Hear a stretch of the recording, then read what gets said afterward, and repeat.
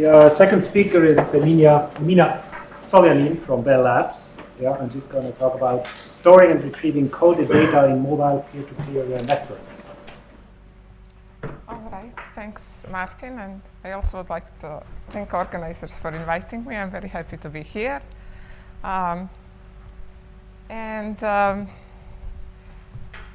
There is probably one word here, coded data, which does not say much to you or many of you, so I'm going to try to explain that. But there are a few things going on. One is coding, another is mobility, and the third is this peer-to-peer, which is kind of cooperation.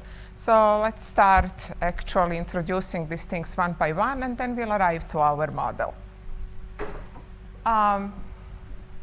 So let's start with an example. Suppose you have 300 pictures to store that you've taken during your vacation, and you have 3 flash drives, and each can store up to 150 pictures. So there's some kind of old-fashioned flash drives which can store only 150 pictures each, and the drive can be lost or stolen, or it can malfunction.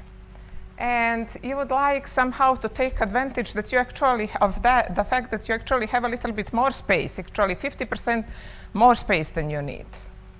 If you had twice the space that you need, you'll probably just copy twice each of your pictures on different drives, hopefully, because they're independent.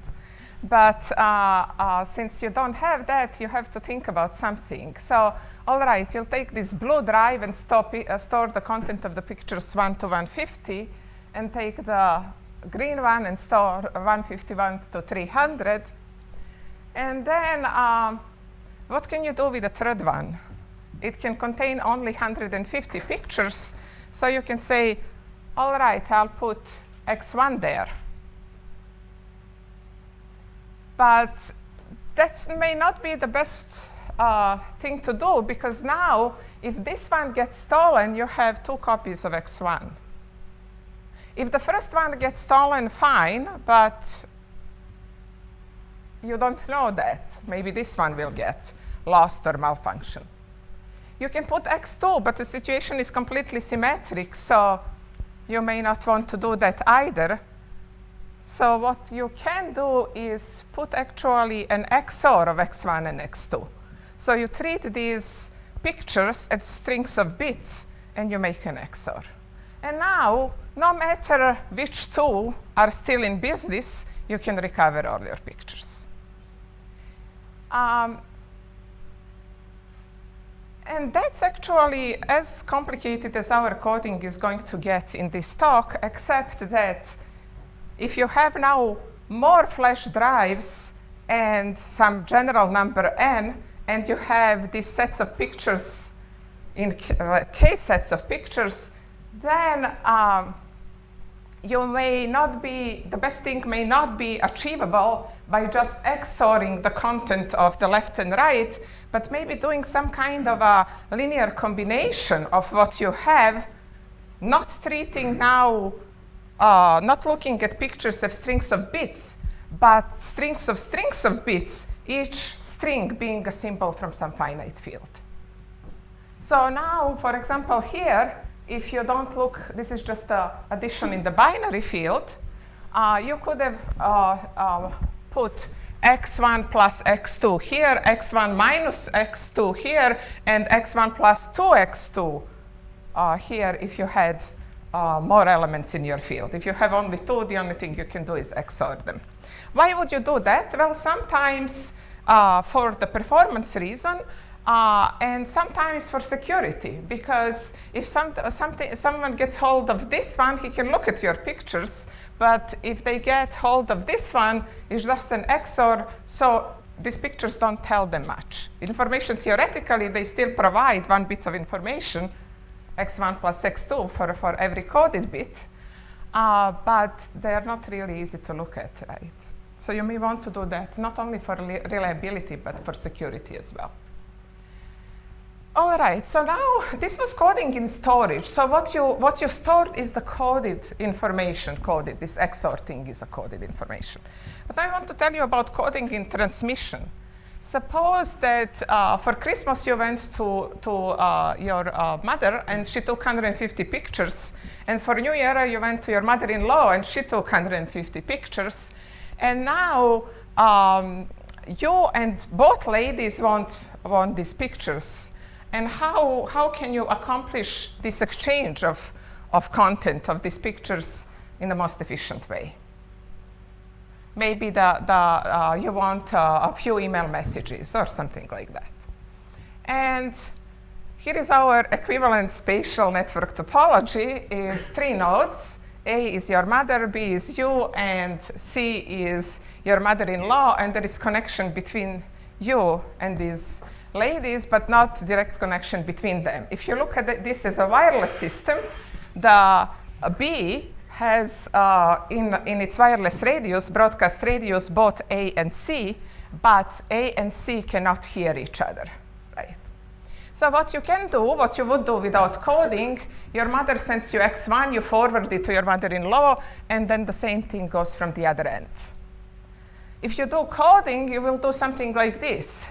Your mother forwards you X1, your mother-in-law X2, and now you XOR them and send one email. Then the problem here is that they have to work hard, and you don't want to try that at home, but in broadcast it may be a good idea, because now if you are broadcasting anyway, whoever is in your radius can hear you, and you may want to take advantage of that. Okay. So this is coding in transmission. All right. So what we said in the previous with flash drives, and this problem, if it's centralized, if there is a central authority who knows what he wants to put where, is well understood in coding theory. Although there are some important problems still from the 50s, from dating back to algebraic geometry and Segre, for example, which are still open, or in the spirit of the conference, holy grail of coding theory.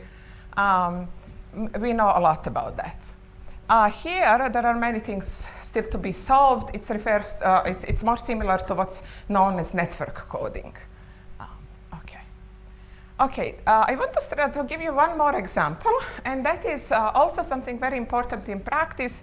Suppose you have a piece of content which you then partition in 3 pieces. This is something like how BitTorrent works, like it partitions a file into several pieces, and then you have 4 peers which are either downloading this or storing this for you. If they don't use coding, again, the only thing that you can do is repeat. You would use X1, X2, X3, and then repeat one of them. If you use coding, you can construct some equations like this, and note that any 3 of these 4 are linearly independent, and so any 3 are sufficient for me to recover OR3.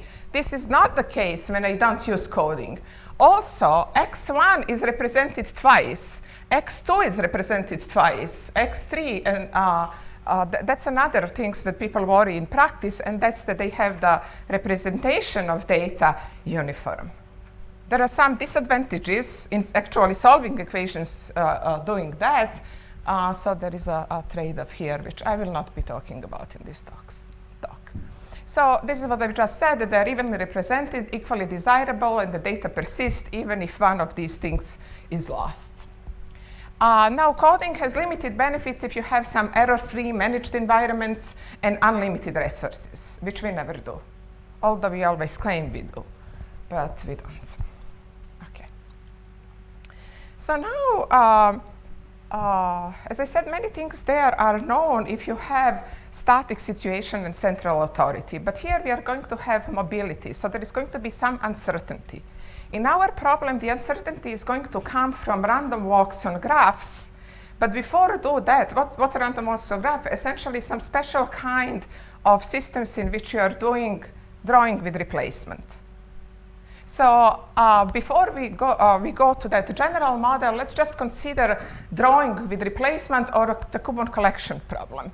And suppose you have x1 to xn. These are some n numbers in a finite field, or these are your pictures of soccer players which you have to buy certain tickets or chocolates to collect, right?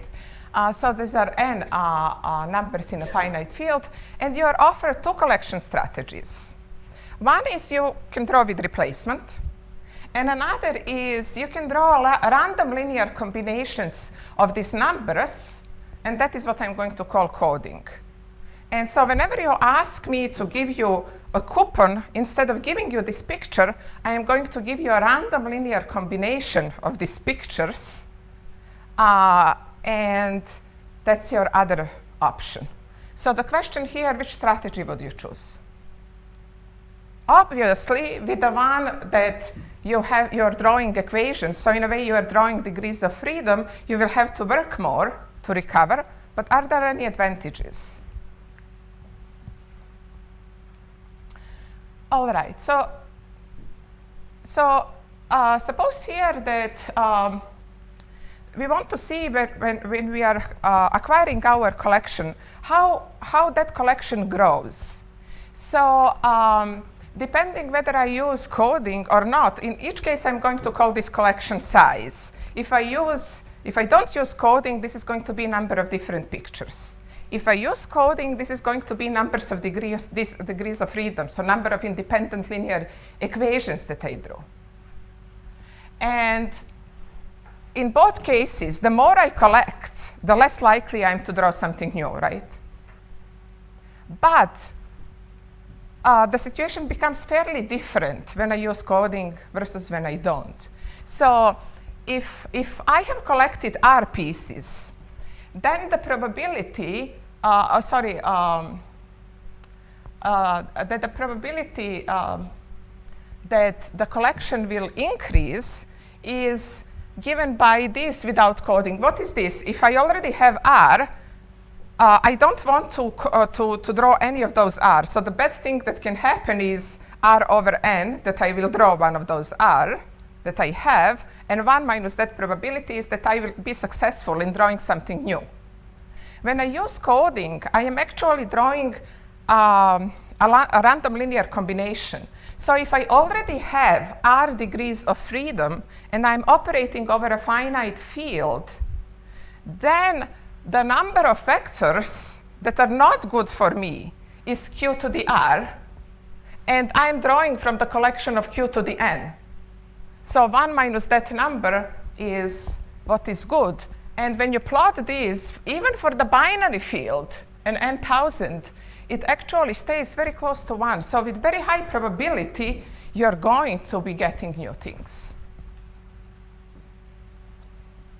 But you have to, all right, so now, what is the average number of draws that you have to make? So here I'm dealing with Bernoulli trials, right, each time, except that my probability is changing. The more I draw, the lower the probability is. And this is like asking you a question, how much do I have to wait to get ahead if I know the bias of the coin, except that that bias changes each time. And this is what we are computing here. Again, for coding, it's going to be almost linear. And without coding in the beginning, I'm going to be very successful because my collection is very low. So the first one I draw is going to be new. The second one, very likely new. But the more I have, it's going to change. And actually, what's interesting in this picture, and that's why I draw it instead of just showing you the numbers, is that at some point it takes off. In the beginning, it's very good. And that's where we are going to try to capitalize when we move to the spatial model.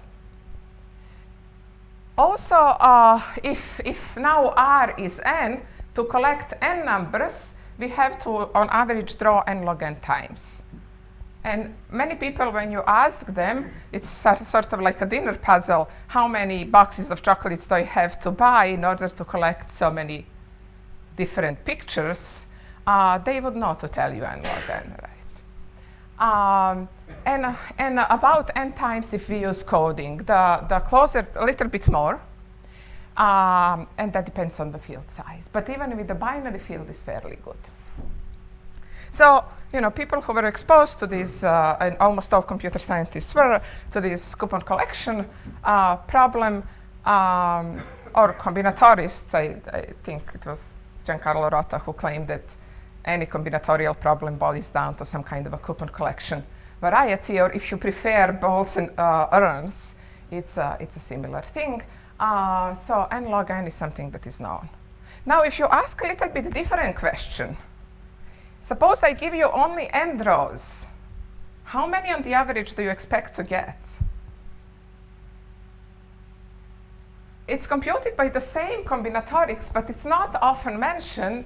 And why am I interested in that in practice? Well, I may have limited resources. I may have only so much time to check my email. And do I want to have linear equations of my email messages, or do I want to just get half my email and I'm happy with it, right? So that's when I have limited resources, I have to say, if I have a limited number of draws, what would I do? And without coding, I get this exponential curve, the blue curve. So blue is always coding without coding, and red with coding. And with coding is each draw gives me a linearly independent equation. The only problem is if I have fewer equations than unknowns, then I cannot solve them. So I may want to consider not coding if I have limited resources, actually. And to answer this question, about having only n rows, so even without coding, with n rows, the collection is more than 50% complete on the average. So people who were exposed to a network coding field, you often hear me say something for them. You often hear, well, coding can only double the throughput. And some say, is it doubling or log n improvement? Well, it depends really what you ask. So with coding, with n, you get everything, and without coding, you get half. So yes, if you have only n rows, it only doubles. But if you want to collect everything, then it would be log n. So it really depends on the question. All right. Okay, so now I want to move a little bit to talk about this coupon collection and coding in a distributed environment. So are there any questions so far? Or, all right, so suppose now let's go to this model. So now I have n stores at n city squares, and each one of them is selling a different coupon or giving you a different coupon. And there is a direct road between any two squares. Okay? So this is a complete graph, right? Now, there is a mobile coupon collector. He performs simple random walks. And at each square, he chooses the next road uniformly at random.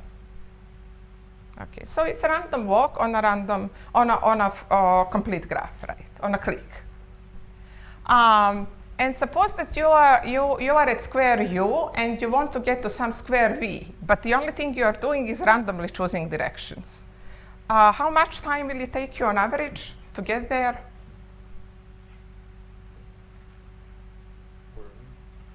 N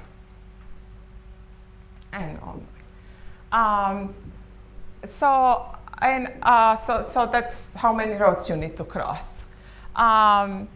So how many roads do you need to cross to buy all coupons?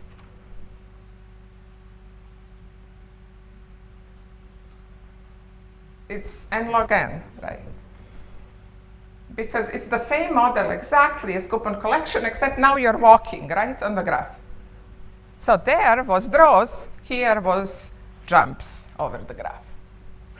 How can coding help here? So now I cannot go to a store and tell him, give me a linear combination of the neighborhood, because it's distributed. So I cannot really, on demand, get coding. So it cannot be performed on demand, but I can do something else. Before giving these coupons, or before distributing this content, I can do something as I did with these flash drives. Right, when I had x1 and x2 and x1 plus x2, and out of these three, any two were sufficient to recover my data. So now, and you have to trust me on that, coding theorists know how to devise a system in which you take k numbers in a sufficiently large finite field, map them into n other numbers, and based on any k out of this n, you can recover your information. Okay? So any k out of this, you can recover your information. So now your network storage on these n places, you're actually storing effectively only k of them, because some are redundant. So you're paying a price of having to provide more storage for what essentially is just k pictures, right? But is there any benefit of this approach? We saw that if I'm asking for linear combinations on demand, then from n I get to, from n log n I get to n. Is there any benefit here? Okay. So let me ask you another question. If it takes me n log n time to collect n coupons, suppose now that I'm interested only in the first k coupons, how long would that take me? I'm drawing them randomly, but I'm interested only in the first n, so I may be unlucky. I may draw the last one first.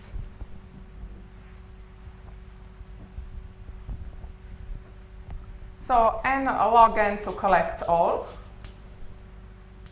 If I collect one from 2k only, any guesses? K log k, n log k, k log n? Are you working on a graph or just? I'm either working on a graph, but I can also just draw coupons. K log k. Okay, any other? Are they k coupons or n coupons? N coupons, I want the first k. Okay. So it's n log k actually, but we'll see that. How about if I say any k are good? K log K. It will be order of n. I will show what it is.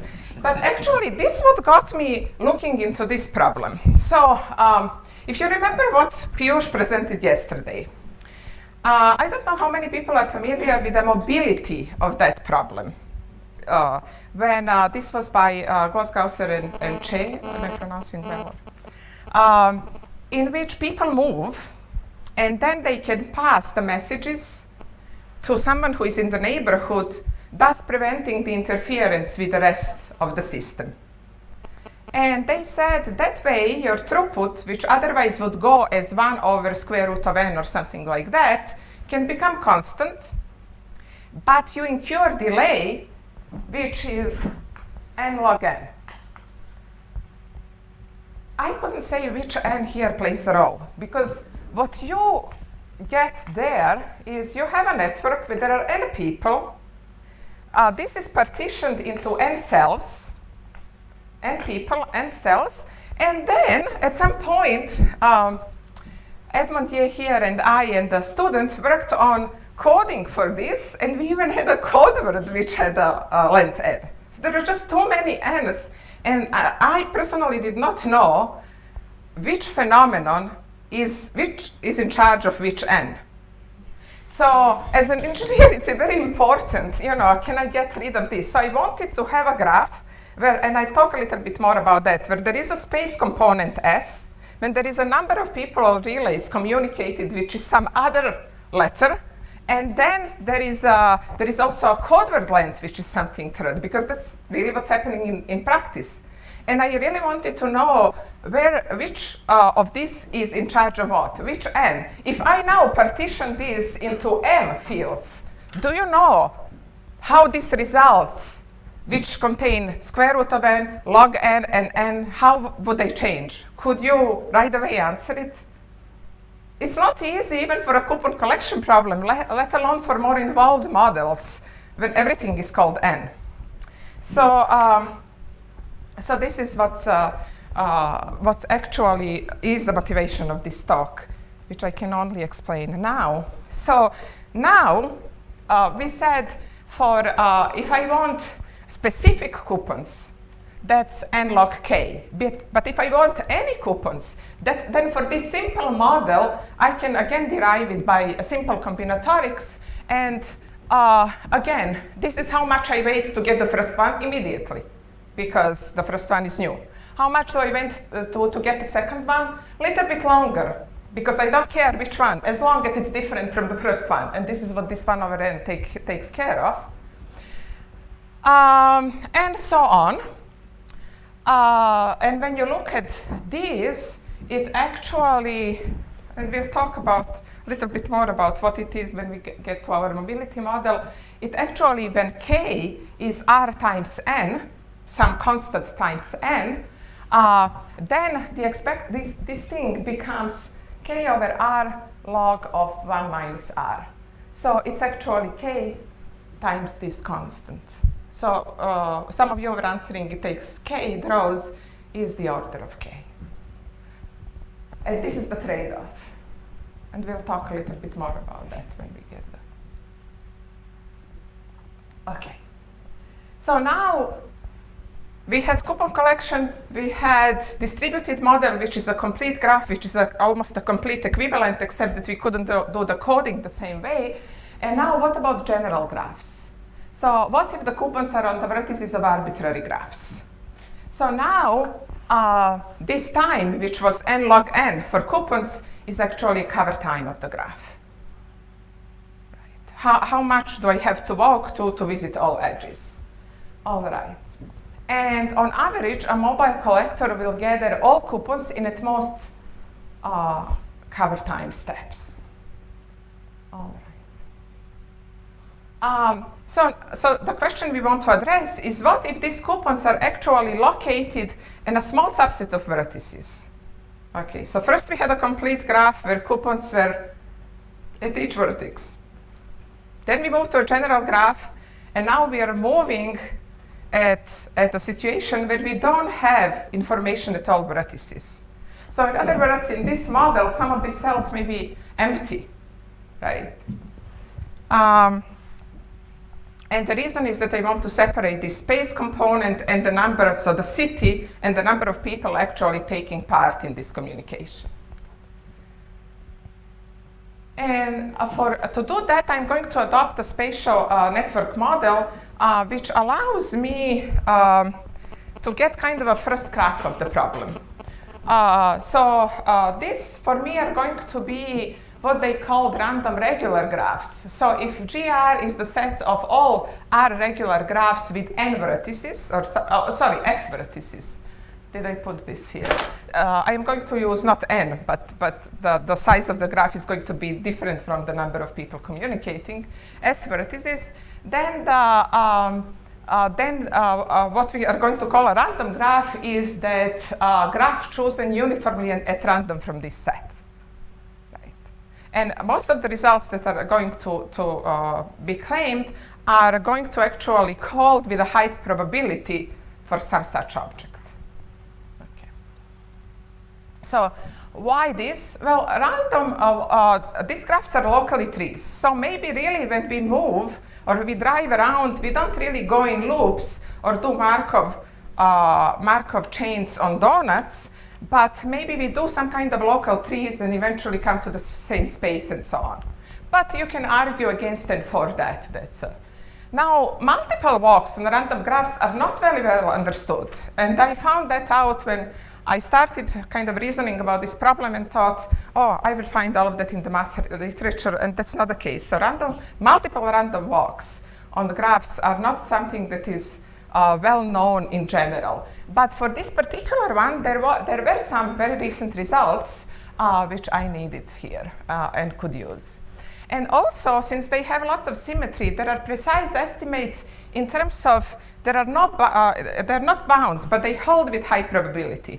And when I have such results, then it was easier for me to derive what I want to derive instead of having bounds and seeing whether it matches and from which side and so on. So these were some reasons for using these graphs. So what are these random regular graphs? So GR is the set of, again, set of R regular graphs with S vertices. When you see S, that is going to refer to space. So the spatial model, the graph is going to have S vertices, and how many people are participating in the communication will be other letters, and how large will be my code will be yet another, and so on. So there are people this Cooper, Freezer, Radzik, who studied this, and this is this results that they have from a paper published last year, and they establish certain properties, and I'll tell you what they are, and they hold with high probability when a graph is chosen uniformly at random from this set, GR. So if R is greater or equal than 3, so it's not a grid, and G is chosen uniformly at random from GR, then with high probability, the cover time is S log S times this constant. So similar as the fully connected graph, except that now I have this something which talks about the regularity. Right? So it's S log S. Also, when you see this sign tilde, it means that in limit, when actually should be S here, when S goes to infinity, AS over BS goes to 1. So they behave the same way. Okay, so now we can go to our communication model. All right, so yesterday we had this reception, right? And suppose I had something, you know how people kind of talk with each other and walk around, and suppose I had something to say to someone who was going to come later to the reception. Say Massimo, he came that evening, right? Did you come to the reception? All right, excellent. So suppose I wanted to tell him something, but I know he would come later, and maybe I would leave before that. So I'll keep this example, although my original problem was this relaying, Piyush's model with mobility. So I want to tell him something, and I will, out of this group of people, just choose a few people that I know him. So maybe I say a piece of information that I want, say we're having lunch on Friday, and I say to Venkat Friday, to Francois lunch, and so on, and I say these things so that when they meet Massimo, they will gather all these pieces, all these breadcrumbs or nuggets or something, and compose a sentence. He will compose a sentence, right? So now I am doing these random walks, looking for people to who I can relay this message, not all of you, and also they will then pass that to him. So now this process between me and him in a way is symmetric, but in a way it's also not. So we'll come to that. So people who studied multiple walks on graphs, there are these models that suppose you have a cat and a mouse and a collection of mice, mice on this graph, and there is this cat trying to get all these mice to eat them. So it's equivalent to this, right? Now I'm trying to get all these people who can convey this message to Massimo. The thing that is going to change with coding is that the cat actually is going to feel full with a subset of these mice, no matter which ones. I actually like mice very much. But you like cats more. Both. So let's make this formal. So communication participants are the source, that's me, collector, that's Massimo, and relays, these are Venkat, Francois, and so on. Mobility model for all participants is random walks over R regular graphs. R is greater or equal than 3 because that's what these Cooper, Freezer, Radzik require, and N is smaller than S. Let's say different, is smaller for their results. That's not always necessary, but let's say it's smaller now. Initially, they also, for their result, they need that initially no two participants are closer than log S. And that's not a big requirement. If they're very close, then in one hop, this cat can get all the mice. So they have to assume some kind of disadvantageous situation in the beginning. And participants communicate only when they're at the same vertex. So only when I really get in touch with someone to tell him what to tell to Massimo, I can speak. So in wireless is when I'm in the broadcasting radius. With these cats, when a cat actually can get its paws on the mouse. So let's see what happens there. Okay, so again, participants can communicate if and only if they are on the same vertex. Also, I am going to assume here, because it's not going to affect me, I can describe to you this phenomenon even with the simplifying assumption. This is the worst case scenario, that in the first, the storage takes place.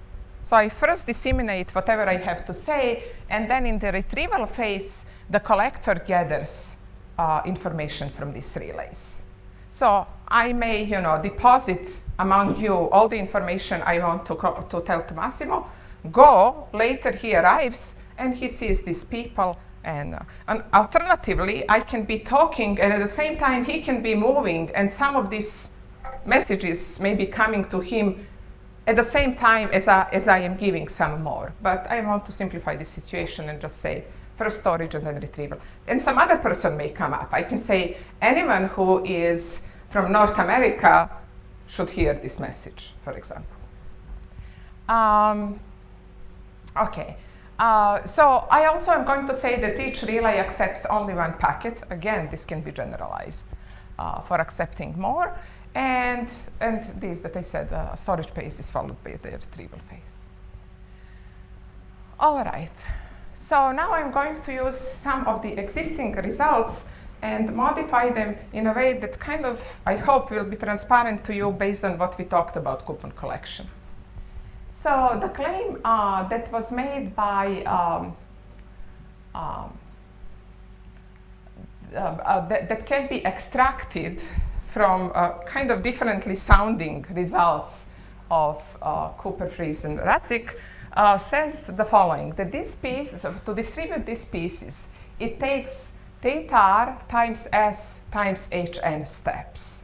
So again, s is my spatial model, and n is n pieces, n relays that I'm distributing. So s is the size of this graph, and n is how many participants in this communication I have. This hn here is the harmonic number. So log n actually is how the harmonic numbers behave when n becomes large, right? So this is the result. Now C gathers all the simulated packets in exactly the same number of steps. Why is that? Because in this particular scheme that I'm considering, this is my scheme U1, is completely symmetric. I distribute among n, and then a collector comes and takes this from the n. Nothing changes in the network, whichever time it took me to disseminate will take him to gather this. All right, but now I'm going to modify the scheme a little. I am going to disseminate the k packets. So I'm not going to say everything I want to say at once, but just k packets to n relays. So instead of chunks of n, I will be doing that in a chunks of k. Will that buy me something? Well, actually, it will. Although, I mean, in a coupon collection model, I was able to derive that from the first principles. And here, are there, so now, just based on only these things that I know, that it takes s times hn to meet n relays. How much time does it take to meet any k of them?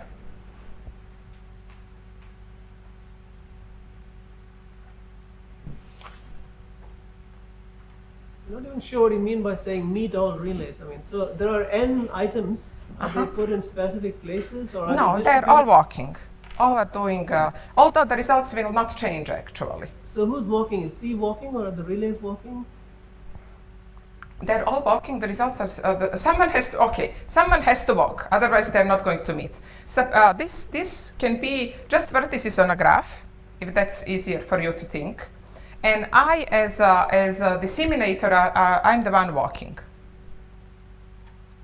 I thought you said there were two stages, right? So the source goes around and he plants n Yes, objects. yes, and just then- this and then first disappears, stage. And then the source It disappears. disappears, And you're yes. saying that that C and these n guys are all walking, Okay, and you so want to now delete all I'm, these n guys? Is that I right? no, I am considering now only the first stage, only S.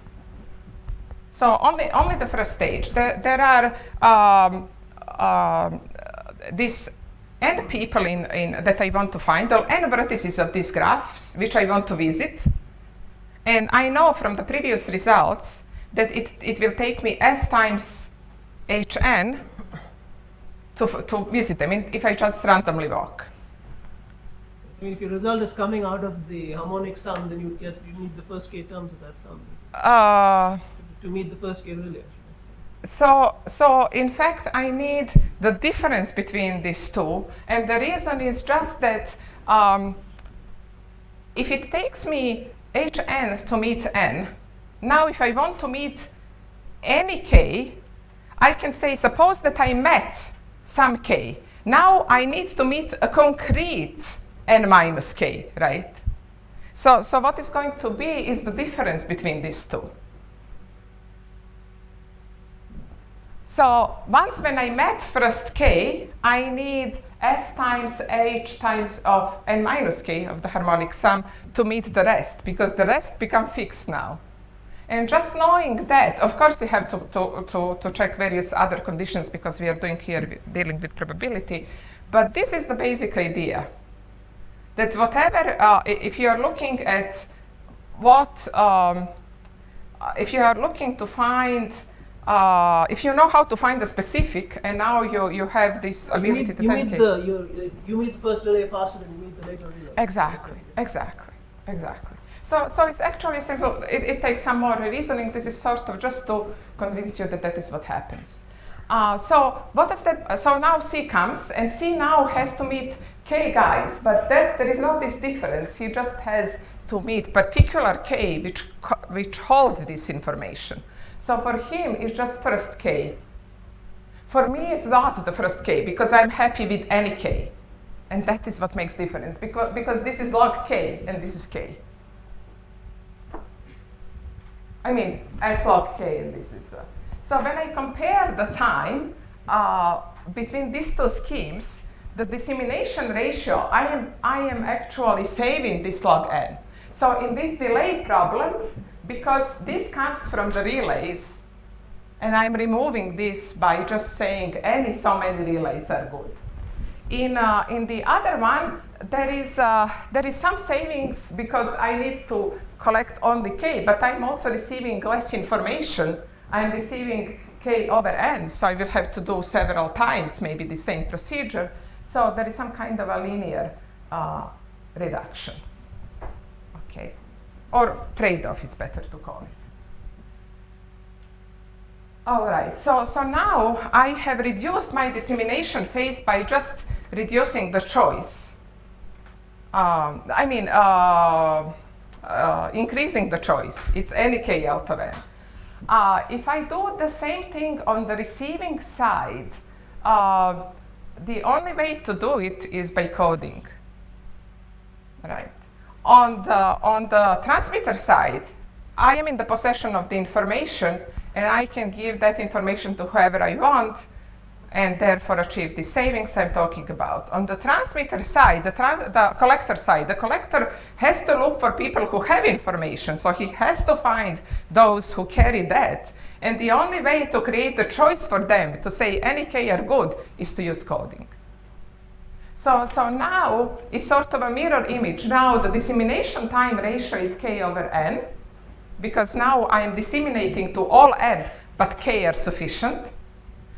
But when I collect, I get a trade-off between the rate, and I get the saving of log n.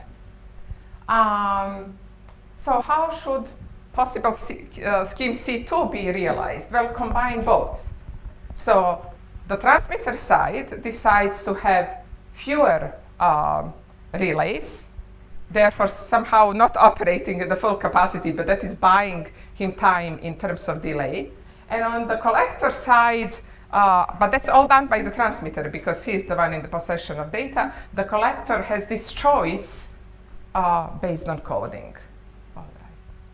So now, right. So with this introduction of choice and actually not being very greedy and wanting to say everything, taking advantage of all the relays there, we are actually cutting the time. We have to repeat, but when all numbers are computed, we are cutting the time. All right. And then we were talking about the model, and we were so assuming here that everyone moves, because that was the assumption I think in the paper, but it actually doesn't matter. So someone has to move because people have to meet, but if there were no relays and C is static, and only S moves, for example, then that's another question. Okay. So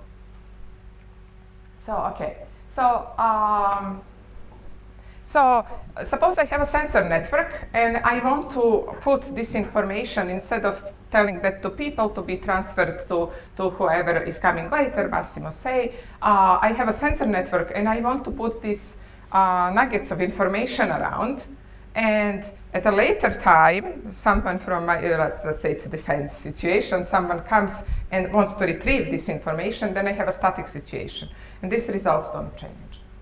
Another thing is, suppose that there are no relays, and I'm just trying to meet this collector to tell him something. It's actually a meeting time, or C static, or both move, then S would find C again in the order of S steps. That is going to depend only on the graph. So I reduced that log n and remained only with the space here S, but that would actually exactly how much it would take me. Instead of doing all this business and telling things to people, it would take me S steps. The problem is that then it will take me all this time to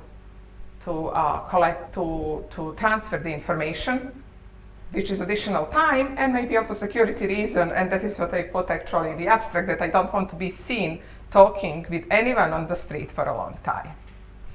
Okay. What if C moves as well? This is the first meeting time. Again, nothing changes. This is what we discussed. Okay, so where do we benefit from redundancy? So instead of operating to the full capacity, we introduced redundant relays. So any k are good out of n. So we also, so that is what we benefited from redundant relays when we did the storage part of the scheme. When we did the retrieval part of the scheme, we benefited from redundancy, which was introduced by coding. Okay. So can we further reduce this time? So we sort of got rid of this log n part, but the space remained. So by coding, dealing with relays, with coding and reducing interrelated relays, we remove the log n part, which refers to the number of relays or the length of the code word and so on. But the space we did not reduce. The same network remained. So S remained order of S steps we still have to make. Are there any ideas how I can bring down that S also?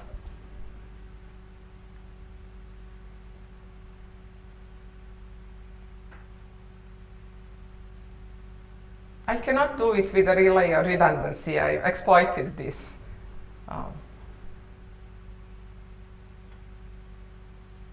You could have more stuff on some of the relays, possibly, less on others. No. Get something that looks closer to your meeting kind of strategy. Maybe. So I would also have to do something fundamentally different, and that is to have multiple sources. So now, suppose Venkat and I are planning to have dinner with Massimo, who is arriving late, and we are actually spreading the same rumor at the same time. Then we can cut this order of S will be, it's going to stay the same order, but we can cut S into S half. So if he is after maybe the same relays are different, and as I am, then, and that's not always the case. It's the case for this type of graphs. So we can. L sources having the same information can store it L times faster. And then M collectors gathering the stored information can collect it M times faster. So you have they have to have the same data, exactly. And that's actually a drawback. Well, depends on the scenario, maybe a drawback. Maybe it's not, as long as, a group of us from, I don't know, Bell Labs wants to do something with a group from INRIA, whoever hears information first is, but it's exactly that. So that part, the spatial part, is a multiple information, actually. It's L times faster on these graphs, but it's not very well understood in general. So whether multiple random walks, k random walks, are k times faster, the answer is yes on some graphs. And again, there are fairly recent results last year, the year before that, and so on. There are cases when that's not the case. It can be actually much slower and so on. So it's not completely known. And that is when we perform simple random walks, when we just toss a coin bias of the degree of the graph. Let's see, do I have anything else?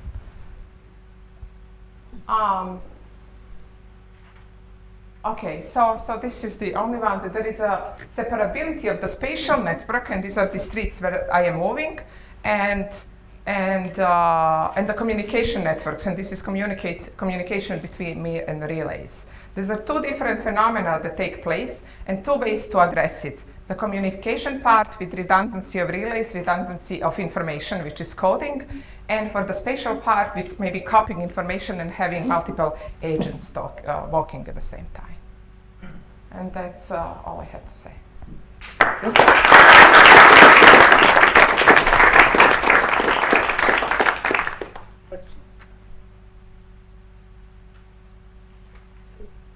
Probably not necessary to present the results just for complete graphs, right? In effect, you're just dealing with certain cover time estimates, and they're probably a lot more general. So have you? Yes, I did look at that. The only thing, so these are not complete; they're regular. Right. Sorry. Right. And for them, these multiple random walks results existed. So I looked into some other, and some looked kind of straightforward or derivable. Some don't. The reason I was presenting this was just it was easier to communicate, and still it's not a complete graph, so there are some issues to deal with. Yeah, it's not.